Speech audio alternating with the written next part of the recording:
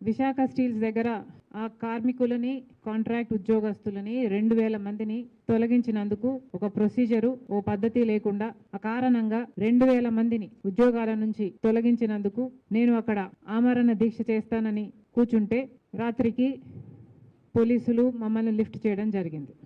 ఎందుకని అడుగుతున్నాం?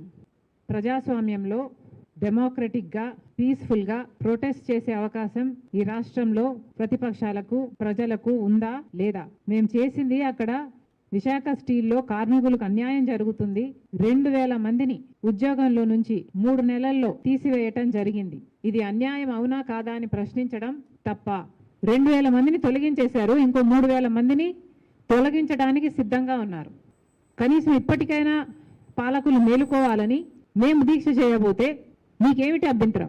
నిజానికి విశాఖ స్టీలు కాంగ్రెస్ పార్టీ నిర్మించిన ఒక ఇండస్ట్రీ. 1971లో ఇందిరాగాంధీ గారు దాని శంకుస్థాపన చేస్తే రాజీవ్ గాంధీ గారు ప్రధానమంత్రి అయిన తర్వాత దానికి కావాల్సిన పూర్తి నిధులు ఇప్పించి ఆ ప్రాజెక్టును పూర్తి చేస్తే పివి నరసింహారావు గారు దాన్ని జాతికి అంకితం చేశారు. అంత గొప్ప ప్రాజెక్టు. అంతకుముందు జగన్మోహన్ రెడ్డి గారు ఏం చేశారు? ఇప్పుడు మళ్ళీ ముఖ్యమంత్రిగా ఉన్న చంద్రబాబు గారు ఏం చేస్తున్నారు? పవన్ కళ్యాణ్ గారు ఏం చేస్తున్నారు? 2000 మందిని ఉద్యోగాల నుంచి తీసేస్తే కనీసం ఒక్కరైనా స్పందించారా? ఒక్కరికైనా చీమ కుట్టినట్టయినా ఉందా? 2014లో కాంగ్రెస్ పార్టీ అధికారం కోల్పోయింది, బీజేపీ పార్టీ అధికారంలోకి వచ్చింది.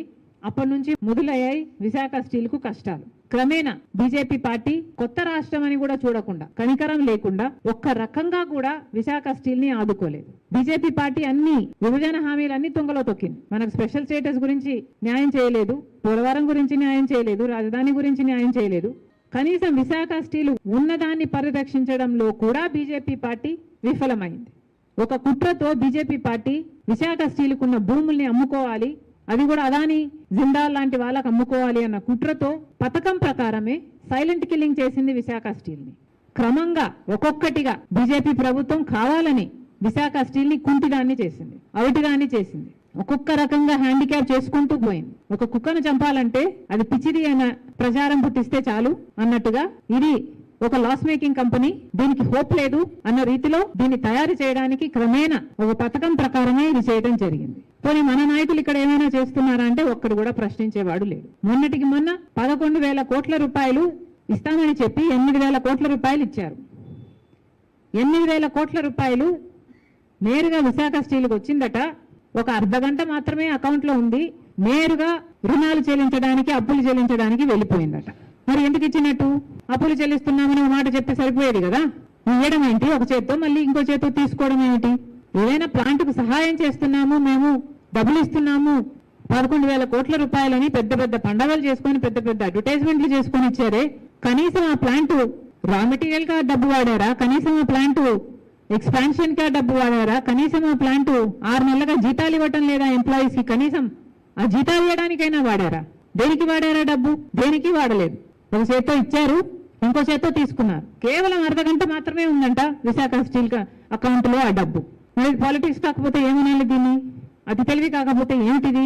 ఇంకో 3,000 కోట్లు బ్యాలెన్స్ ఉంది, దానికి కూడా కండిషన్ పెట్టారట. 11,000 కోట్ల రూపాయలలో 8,000 కోట్లు ఇచ్చేసాము, బ్యాలెన్స్ ఉన్నది 3,000 కోట్ల రూపాయలు. ఆ 3,000 కోట్ల రూపాయలు కూడా మీరు ఎంప్లాయీస్ని తగ్గించకపోతే ఈ 3,000 కోట్ల రూపాయలు ఇవ్వము అన్న కండిషన్ పెట్టారట. కాబట్టి 2,000 మందిని ఆల్రెడీ తొలగించేశారు, ఇంకో 3,000 మందిని కూడా తొలగించాలి అన్న కండిషన్ ఉంది అని ఆ జేఏసీ వాళ్లకు చెప్పేశారు. అంటే ఆ 3,000 కోట్ల రూపాయలు కూడా రావాలి అంటే ఈ 5,000 మందికి ఉద్యోగాలు ఊడాలి. ఏమిటండి ఇది? అన్యాయం కాదా? అమానుషం కాదా? అసలు ఎవరండి ఈ ఉద్యోగస్తులు? ఆ విశాఖ స్టీల్ కోసం భూములు ఇచ్చిన వాళ్ళు. ఆ విశాఖ స్టీల్ ఈరోజు ఉంది అంటే వీళ్ళు త్యాగాలు చేస్తే ఆ భూములు ఇచ్చిన వాళ్ళే ఉద్యోగస్తులుగా ఉన్నారు. ఇప్పుడేమో 45 సంవత్సరాలు నిండిన వాళ్ళందరినీ మెడికల్ టెస్ట్ చేయించుకోమంటున్నారట. అంటే తీసేయడానికి మళ్ళీ అదొక బహానా, ఏదో ఒక రకంగా ఏదో ఒక కారణం చూపి వాళ్ళని తీసేయాలి. కాబట్టి ఇప్పుడు మెడికల్ టెస్ట్ అన్న ఇంకో కొత్త ప్రొసీజర్ ఒకటి స్టార్ట్ చేశారట. ఇప్పుడు ఉద్యోగం చేస్తున్న వాళ్ళల్లో భూములు ఇచ్చిన వాళ్ళు కూడా చాలా మంది ఉన్నారు. ఏ 12,000 రూపాయలకో లేకపోతే ఇంకా తక్కువకు తీసుకున్నారేమో. ఈ రోజు ఒక్కొక్క ఎకరం అది కనీసం 12 కోట్లు చేస్తుంది. మరి అలాంటప్పుడు కనీసం వాళ్ళకి ఇచ్చిన ఉద్యోగాలన్నా భరోసా లేకపోతే ఒక కారణమైనా చెప్పకుండా మీరు తీసేస్తే ఇది అమానుషమని ఏ పాలకులకి అనిపించటం లేదా? 2,000 మంది రోడ్డున పడ్డారు అంటే 2,000 మందికి కుటుంబాలు ఉంటాయి, పిల్లలు ఉంటారు.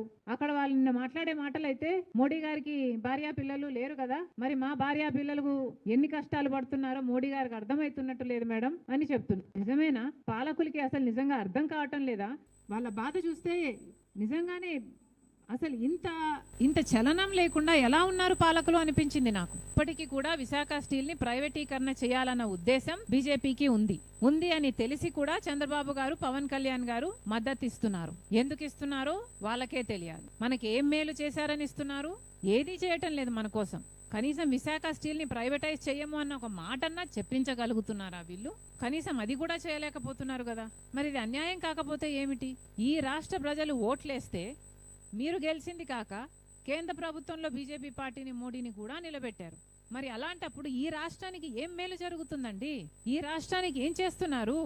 ఈ రాష్ట్రానికి జరగాల్సిన మేలులు గత 10 సంవత్సరాలుగా చేయకపోగా 10 సంవత్సరాలుగా మీరు వెన్నుపోటు పొడుస్తూనే ఉండి ఇప్పటికీ కూడా ప్రైవేటైజ్ చేస్తాము విశాఖ స్టీల్ ను అని ఆ స్టేట్మెంట్ ను విత్డ్రా చేసుకోవడం లేదు అంటే ఇది ఎంత అన్యాయం?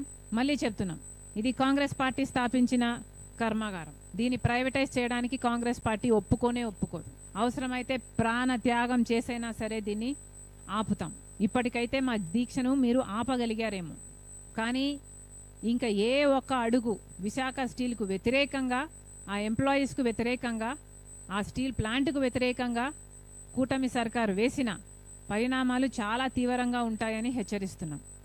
మళ్ళీ చెప్తున్నాం, 2,000 మందిని మీరు అకారణంగా తొలగించారు.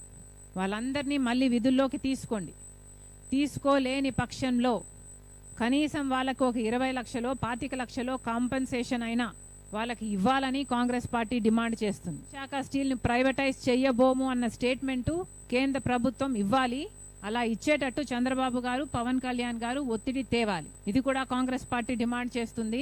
విశాఖ స్టీల్ కు క్యాప్టివ్ మైన్స్ చాలా అవసరం. వీలైనంత తొందరలో ఐడెంటిఫై చేసి క్యాప్టివ్ మైన్ ఇవ్వాలని డిమాండ్ చేస్తున్నాం. పక్కన మిట్టల్ వాళ్ళకి ఆ ప్రాజెక్ట్ రావడానికి చంద్రబాబు గారు చాలా సహకరిస్తున్నారు. దయచేసి కొంచెం ధ్యాస ఇక్కడ కూడా పెట్టమని డిమాండ్ చేస్తున్నాం. దీనికి కూడా క్యాప్టివ్ మైన్ అవసరం ఉంది. క్యాప్టివ్ మైన్ ఇవ్వడంతో పాటు విశాఖ స్టీల్ని సెయిల్లో విలీనం చేయాలని కూడా కాంగ్రెస్ పార్టీ డిమాండ్ చేస్తుంది.